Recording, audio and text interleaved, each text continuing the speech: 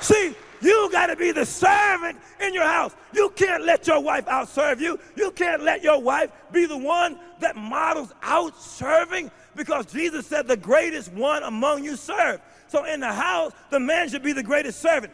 Some of your cases, you don't bring in all the money. Your wife works. So when you go out to work and she goes out to work and she comes home, she does the cooking. She's the last one to sit down. She puts the food on the table. She cleans the dishes up. She helps get little Johnny ready for school. And the next day, she helps him with his homework. She may work another 4 or 5 hours in the house.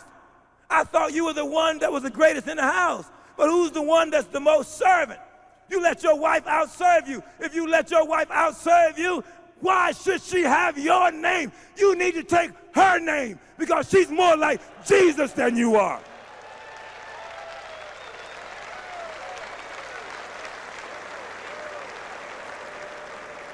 You can't let that woman outserve you. And you're a man of God. She was brought to you. You can make one woman happy. Say it. I can make one woman happy. No way you can't blow one woman's mind. Tell you what, she left her daddy, she left her mama, she came there with you. And look, and she was so awesome when you were about to marry her. See, her mom and her daddy showed her the principles. Her mom and her daddy taught her how to be the woman she is. And you thought she was so awesome that you wanted to spend the rest of your life with her. You said, till death us do part, for rich or for poor. You wanted to spend your whole life with her. Well, guess what? Her daddy and her mama made her into that woman you wanted to marry. And when the preacher said, who gives this woman in marriage? She says, I, her mother, and her father do. And the preacher says, take that woman and step forth, please. That daddy was expecting that you would take his daughter to the next level. That daddy was expecting that he would see her 5 years down the road, look, 10 years down the road, and she would be happier with you than she was with the two of them.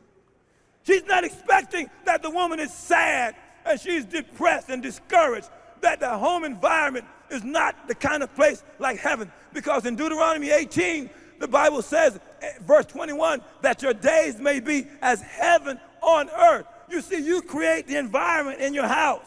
You're the one that have the God said in your house. You're the one that has the destiny of heaven in your house.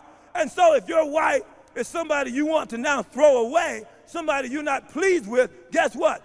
Her father made her into the woman you now married, but now you had her 10 years. If you don't like her, she's the product of what you made her into. If you don't like her, you made her into that. You created the environment. You set the principles. Don't shout me down up here. I love it when it gets quiet. Love it. See? Josh McDowell said to me in Denver, he said, any good lover can go from woman to woman, but it takes a great lover to satisfy one woman for a lifetime.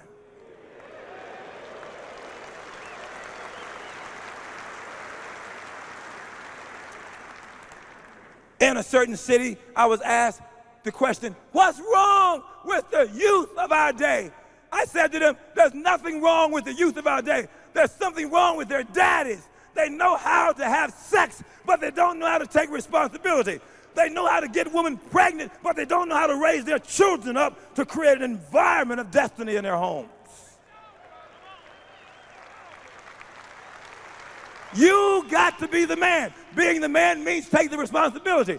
Your marriage is forever. Look with me just for a moment in Malachi chapter 2, and I'm on my first close. Woman says this is my first child. You know there must be a second child. Malachi chapter 2. Malachi is Matthew, Mark, Luke, Malachi.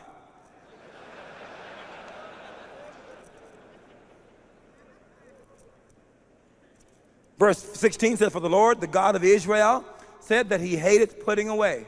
For one covereth violence with his garment, saith the Lord of hosts. Therefore, take heed to your spirit that you deal not treacherously. You got to understand, divorce is not an option. Say it. Say it again.